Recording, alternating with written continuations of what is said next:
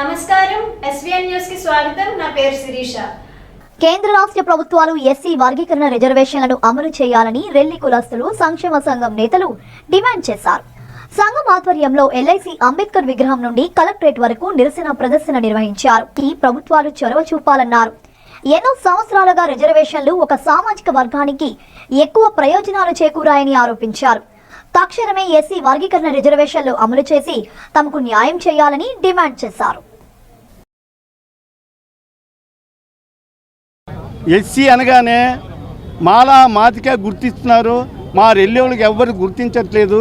దానికోసం మన రెల్లీల యొక్క ఉనికి ఆంధ్రప్రదేశ్లో ఉన్న మన రెల్లీల సంఖ్య తెలియాలని, మా ఉనికి తెలియాలని మేము విశాఖపట్నంలో ఉన్న మొత్తం 45 గ్రామాలు తిరిగి మన రెల్లి వాళ్ళకి అందరికీ గెట్ టుగెదర్ చేసాం. ఈ యొక్క కార్యక్రమాన్ని పెట్టాం. మా యొక్క ముఖ్య ఉద్దేశంగా ఆర్థికంగానే, రాజకీయంగాను, విద్యాపరంగా అన్నింటిలో మేము వెనుకబడి ఉన్నాం. దయచేసి మాకు గవర్నమెంట్ దృష్టిలో మాకు ఈ ఆర్థికంగానే, రాజకీయంగా మాకు కొన్ని వెనుకబడి వాడికి పైకి అప్డేట్ చేస్తారని గవర్నమెంట్ మేము కోరుతున్నాం. రెల్లీలకి అన్యాయం జరిగిందని చెప్పేసి 4 రెల్లి వీధులు కూడా ఈ రోజు వచ్చింది. మరి ఈ కార్యక్రమం కొడుకుమాడు రాష్ట్ర ఉపాధ్యక్షుల ఆధ్వర్యంలో ఈ కార్యక్రమం జరుగుతుంది.